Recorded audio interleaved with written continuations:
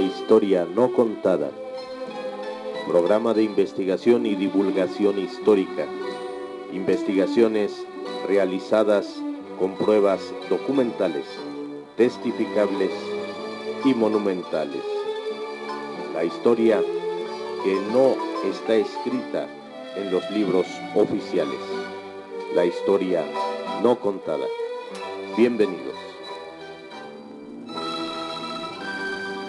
Amigos, amigas, gracias por el favor de su atención en una emisión más de su tan gustado programa, La Historia No Contada. El día de hoy quiero hablar sobre unas banderas históricas que fueron capturadas en Puente de Calderón y que son mandadas a hacer prácticamente, según se dice, desde 1808, porque ya cuando Napoleón Bonaparte invade España, obviamente ustedes saben, y ya se los he explicado, que los reyes españoles son sometidos y son metidos a la cárcel. Carlos IV, el papá de Fernando VII, ambos son puestos en prisión y Napoleón Bonaparte pone a su hermano José Bonaparte como rey de España. Famoso Pepe Botella, le llamaban así pues porque era muy adicto al alcohol, era prácticamente un enfermo alcohólico, pero quien le salva la vida dos veces a Napoleón, si no es que más, de las que yo tengo datos son dos veces, cuando dejan a Napoleón en su tienda de campaña preparando un movimiento bélico y según aquellos a los que les había perdonado la vida se le regresan. En el camino consiguen las armas. José Bonaparte se da cuenta de ello y si no ha regresado y ha estado minutos antes, hubieran matado a uno de los mejores generales que ha tenido la historia militar del mundo. Y bueno, es así como José Botella o Pepe Botella salva a su hermano Napoleón Bonaparte y de alguna manera va a ser como su guardaespaldas, jamás se va a retirar de su lado.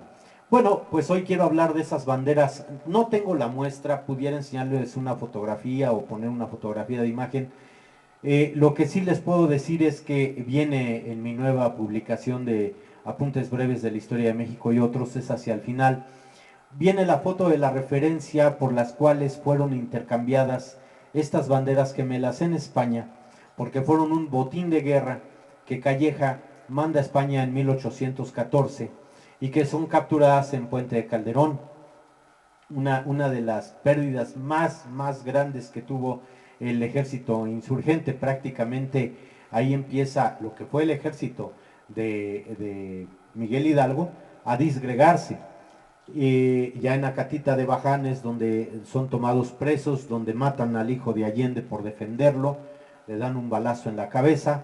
Ya les he enseñado las armas de aquella época, pues que eran algunas de muy alto calibre a comparación de las de ahora. Bueno, rebasaban los 9 milímetros, los 11 milímetros, que sería la 45, 11 y fracción, más o menos de ese tipo, que eran balas hechas, talladas en piedra o eran de plomo.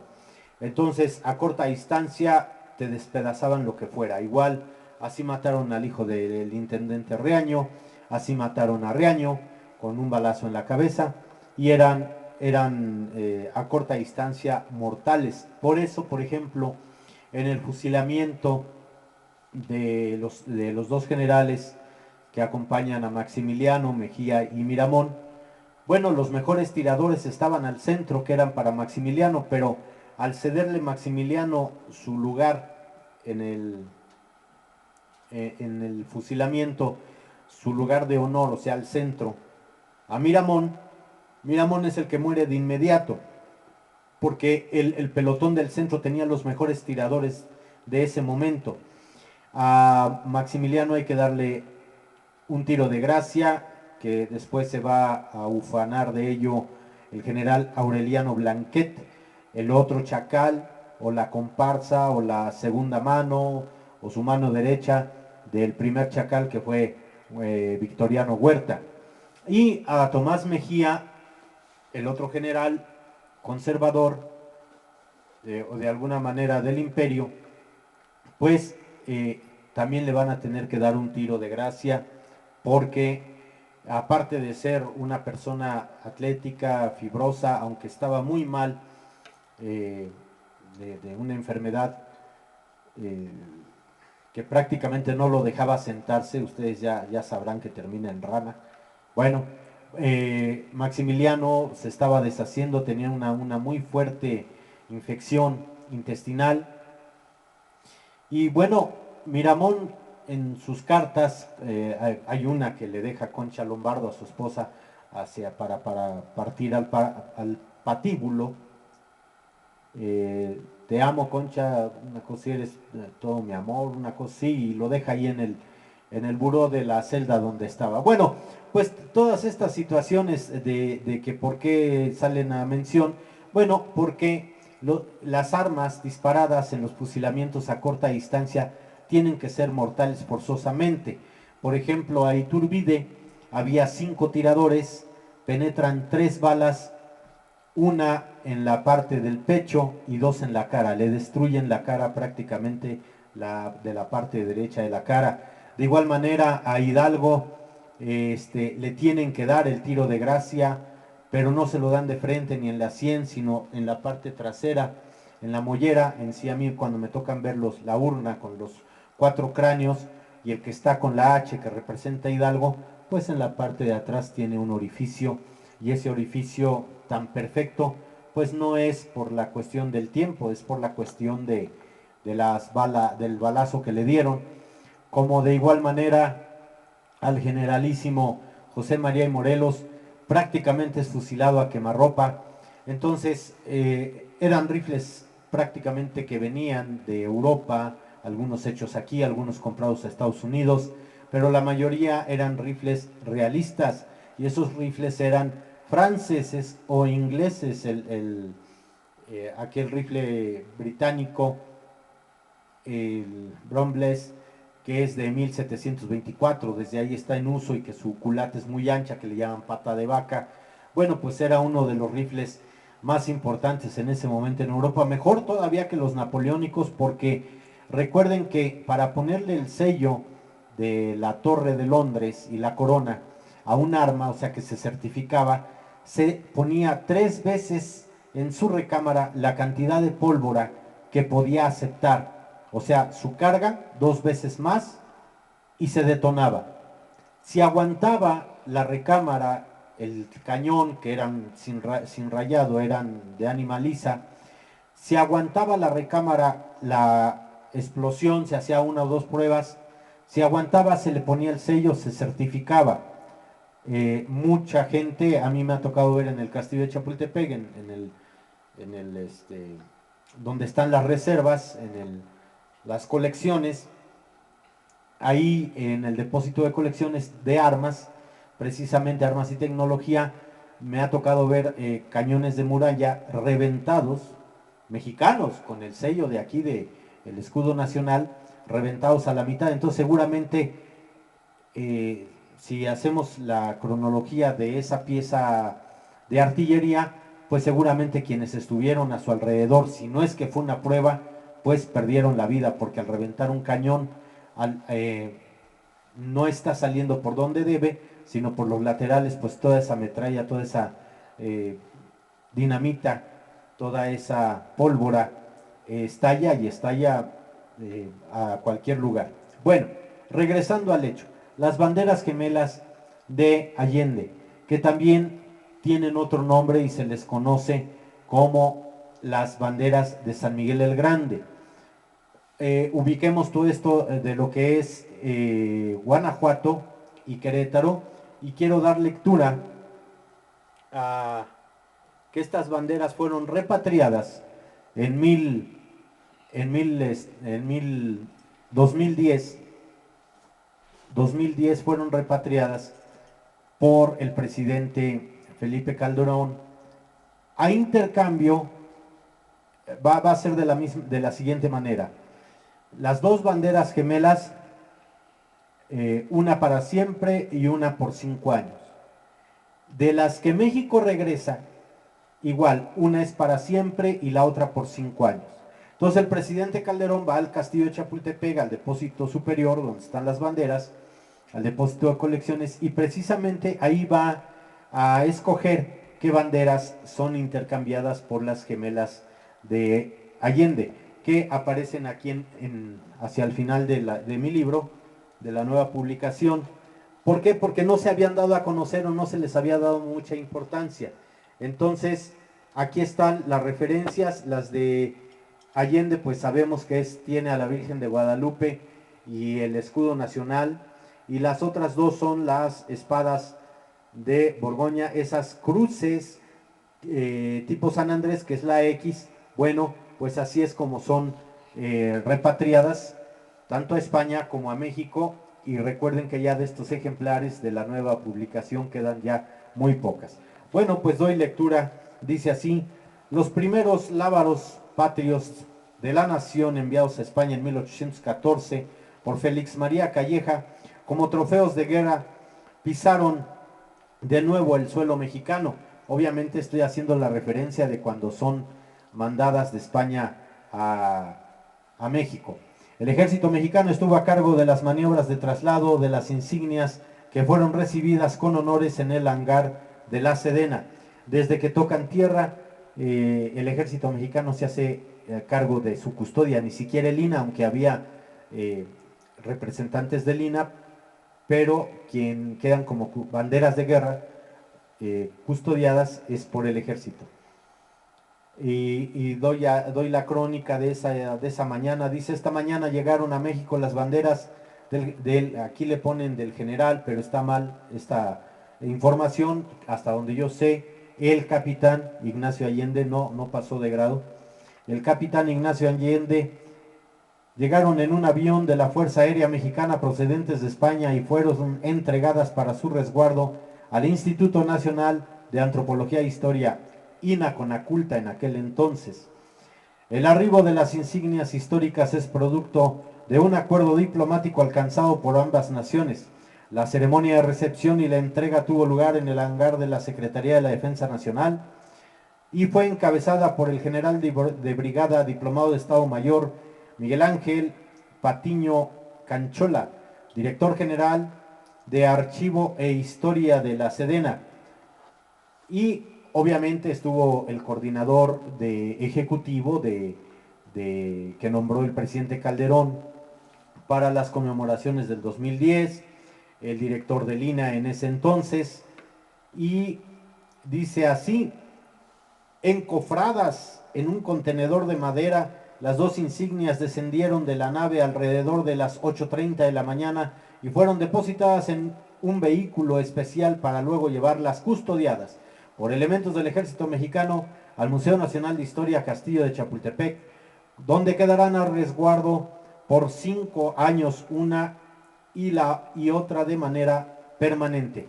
Cuando se hizo la magna exposición sobre el bicentenario, una efectivamente y actualmente está exhibida ahí donde está el mural de O'Gorman, está una de las banderas, y la otra en aquel entonces fue enviada a Palacio Nacional.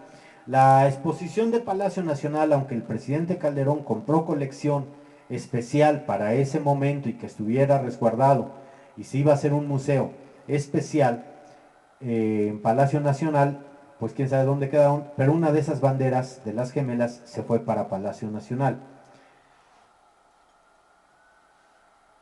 Las banderas de Ignacio Allende fueron recibidas por el presidente de México en aquel entonces, Felipe Calderón Hinojosa, de manos del jefe del gobierno español, José Luis Rodríguez Zapatero, en una ceremonia en Santillana del Mar, en Cantabria.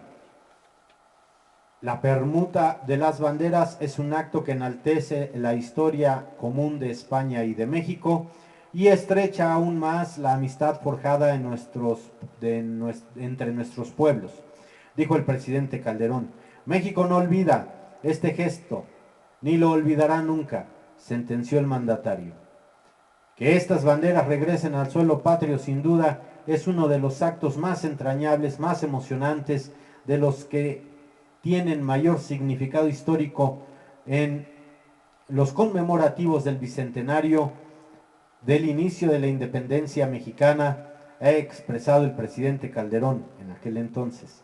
Estas insignias, conocidas como las gemelas, les fueron arrebatadas a los insurgentes en la batalla de Puente Calderón en 1811, donde se produjo la derrota más importante de la primera etapa del movimiento independiente, frente al ejército realista de Félix María Calleja, quien las envió al rey Fernando VII en 1814 como trofeos de guerra, y hasta hace unos días formaban parte del acervo del Museo del Ejército en España. Aquí quiero hacer una referencia.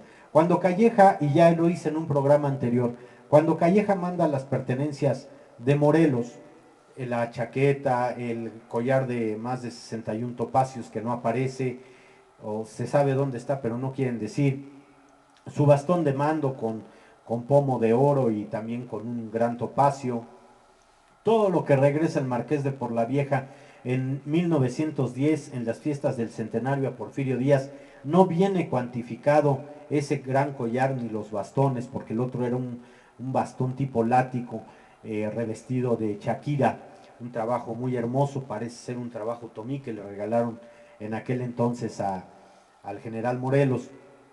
No aparecen. Y bueno, y son enviadas a España en 1814, cuando son tomadas como trofeo de guerra en la batalla de Puente Calderón en 1811. Hay otras versiones que son robadas y que son precisamente arrebatadas, son tomadas a las tropas de Morelos, o sea que esas banderas todavía, lo que fueron tres años más, estuvieron ligadas al movimiento independentista, otras que quedaron en poder bajo resguardo de los realistas. Pero bueno, esto lo encuentra estas banderas las encuentra una investigadora de Lina allá en España, y es cuando se da cuenta y son las gemelas de Allende o las gemelas de San Miguel el Grande o las banderas de San Miguel el Grande. Continúo con la redacción. A cambio de este gesto amistoso, México devolvió las banderas de Barradas, que las acabo de enseñar, últimas insignias que defendieron los realistas en tierras mexicanas y arrebatadas al general Isidro Barradas en 1829, la Legión Real y la Legión del Rey a la Fidelidad. La primera de ellas fue donada, mientras que la segunda cedida por un periodo de 5 años. Entonces, prácticamente esas banderas están, una de ellas está regresando ya para este entonces, no, ya regresó, se supone que ya regresó a nuestro acervo. En el acto de bienvenida a las banderas de Allende, el titular de Lina destacó la gran labor de historiadores y especialistas del instituto en la localización precisa de los lienzos y en las aportaciones historiográficas que hicieron a fin de alcanzar esta devolución, y reconoció también la gestión de la Secretaría de Relaciones Exteriores a través de la Embajada de México en España, que hizo posible alcanzar este acuerdo tan significativo para México. El coordinador nacional, por su parte, de las conmemoraciones del 2010 en aquel entonces, exaltó la importancia de las insignias que simbolizan los orígenes del ejército mexicano. Asimismo comentó que este intercambio con España establece puentes y lazos fraternos con el pueblo español, ya que esta gesta nos hermana en el tiempo. Las banderas de Ignacio Allende recibirán un homenaje nacional. En aquel entonces fue el domingo 23 de mayo del 2010 en el Campo Marte. Fue una ceremonia, recuerdo, televisada, transmitida en vivo, y bueno, pues no había otro mayor honor para estas banderas. Las banderas de Ignacio Allende, conocidas como las gemelas, tienen en la cara principal la imagen de la Virgen de Guadalupe coronada, patrona jurada de la Nueva España, y en el reverso se combinan el águila mexicana posada sobre el nopal y el arcángel San Miguel. Recordemos que la Ciudad de México está consagrada a San Miguel Arcángel. En la primera capilla circular que hubo, donde hoy es el Caballero Alto en el Castillo de Chapultepec, fue dedicada a San Miguel Arcángel. En las monedas que se encontraron viendo de frente en la parte, viendo de frente a la catedral, la torre de la parte que sería nuestra izquierda, ahí en donde recae la cruz del remate de la torre, ese globo terráqueo que simboliza, bueno, pues ahí está la caja del tiempo que también se encuentra cuando están haciendo la restauración de esa área, y encuentran precisamente escritos, monedas, medallas, el periódico de la época, y una de esas tantas medallas y palmas y cera bendita es dedicada a San Miguel Arcángel. Posteriormente el presidente Calderón hace una urna de acero inoxidable con el escudo de México y metieron hasta la playera de la selección de fútbol de México y periódicos y algunas monedas y billetes de ese momento y por qué se había hecho, y se vuelve a guardar en ese mismo lugar, en el globo terráqueo del remate de la cruz, viendo de frente a la catedral de la torre del lado izquierdo, del lado izquierdo.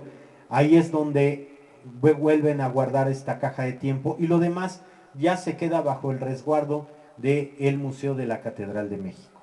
Bueno, les hago esta acotación porque se hicieron cosas que desgraciadamente olvidamos o la gente llega a olvidar, y es responsabilidad de uno el recordarlas.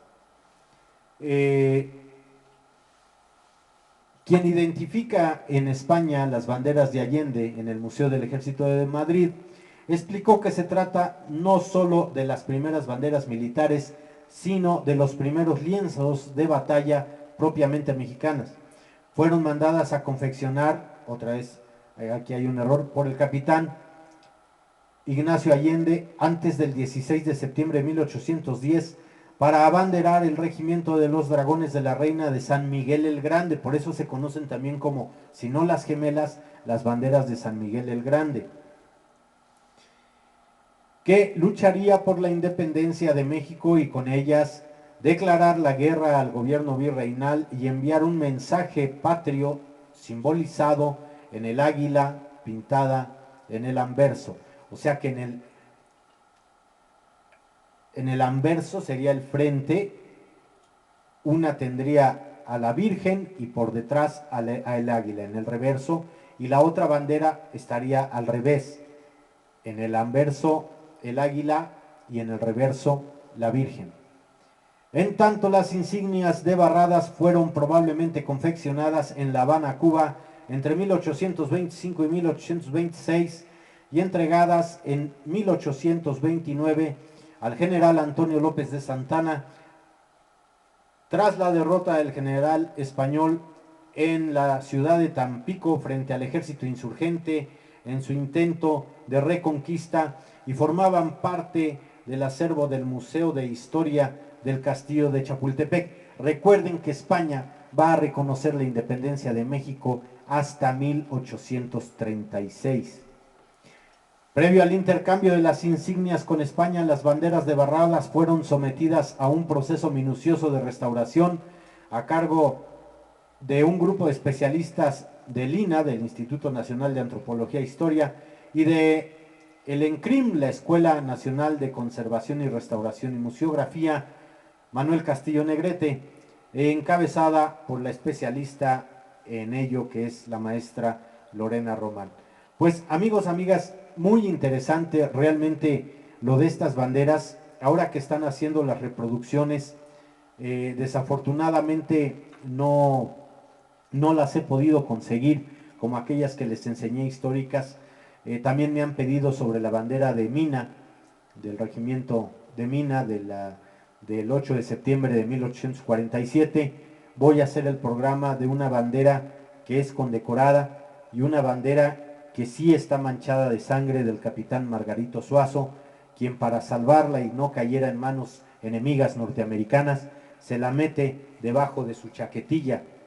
En eso se inspira esa leyenda de Juan Escutia, que bueno, yo no puedo asegurar que haya existido. Escutia sí existió, pero que se lanzara con el Ávaro Patrio, ahí hay una controversia, porque la bandera que ondeaba, la bandera principal del 13 de septiembre de 1847 es una bandera que medía 10 metros cuadrados. ¿Sí? 10 por 10.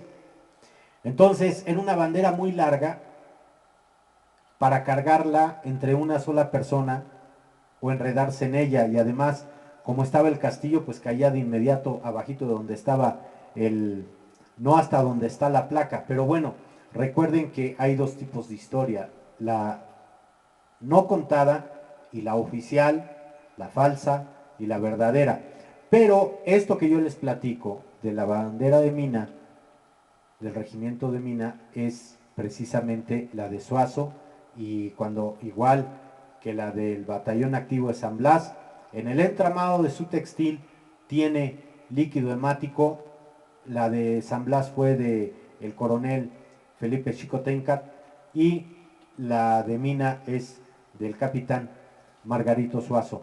Pero ya en su momento yo agradezco a la persona que también vía cuadro de diálogo de aquí de el programa La Historia No Contada, pues ha hecho esa referencia sobre esa bandera histórica. Y bueno, hay otras más que están en el Museo de Intervenciones que han sido condecoradas con la condecoración de primer grado al heroísmo, y ya esa condecoración quedó en desuso, se cambió por otra que precisamente al valor es precisamente la que tiene la última condecoración que le puso en su momento, en 1997, don Ernesto Zedillo, expresidente de México, a la bandera del batallón activo de San Blas. Entonces, amigos, amigas, también las banderas, pienso yo, que las banderas gemelas también debieran ser condecoradas. ¿Por qué? Porque, como lo dije hace un momento en el texto, pues son las primeras banderas insurgentes, así como las de Morelos, la Óculis, aquella bandera de Purbarán, que está llena de colores, de pedazos de tela cuadrangular en color, y al centro un águila. ¿Por qué, si no era imperio, aparecía, por ejemplo, la Óculis, la bandera de Morelos, que era un campo blanco con cuadrones azules claro, que ese va a ser el color de la insurgencia, el azul claro, el azul celeste con el blanco, ese va a ser el color? Por eso muchas veces vemos a Hidalgo y vemos a Morelos con una banda cruzada. Precisamente no es estola, aunque fueran sacerdotes, no es estola, es la banda que llevaban los principales. También hay una pintura de Allende donde aparece con esa banda. Esa banda albiceleste era el color de la insurgencia, no era ni el tricolor ni nada. El tricolor desde tiempos prehispánicos representa otra situación. El ángel que está pintada, sus alas, que está a los pies de la Virgen de Guadalupe, que tiene las alas tricolor, no representa la bandera, representa otra situación en la cuestión religiosa, que son las tres virtudes teologales: fe, esperanza y caridad, y así son representadas. Hay un cuadro en la Basílica de Guadalupe de gran caballete, donde hay un personaje, donde precisamente está un herido de flecha, y están ahí ante los pies de la Virgen en su primera capilla. Está, no sé si es, me recuerdo si es Zumárraga o Montúfar, ya el segundo arzobispo, donde pues están esperando el milagro guadalupano, que la Virgen salve. Pero hay a esta persona que está flechada, pero viva todavía, están esperando que surja el milagro si le sacan la flecha. Pero dentro de todos los que están ahí presentes hay una persona, hay un indígena que muy ricamente ataviado, y que su faldón o su taparrabos, vamos a decirlo así, está hecho de arte plumario, y también trae algunas otras insignias, pero maneja otra vez estos tres colores, el rojo, el blanco y el verde, o el verde, blanco y rojo, como lo quieran ver. No está representando a la bandera, porque en ese momento estamos hablando de la Virgen se aparece para el 12 de diciembre, en el solsticio de invierno, en el siglo XVI. Entonces, prácticamente es 10 años después de la caída de Tenochtitlan. Ella se aparece en 1531. Entonces no hay bandera todavía tricolor como la conocemos hoy, o como la bandera insurgente de Iturbide, la de las tres garantías. Entonces sí quiero ser claro en ello, porque muchos dicen que en la época de don Porfirio Díaz, cuando Monseñor Plancarte, se dice, el que promueve la coronación pontificia en 1895, que esta corona se hace y nada más se le pone a la Virgen de Guadalupe en su cabeza cuando son conmemoraciones grandes o fiestas grandes, porque tiene diferentes coronas.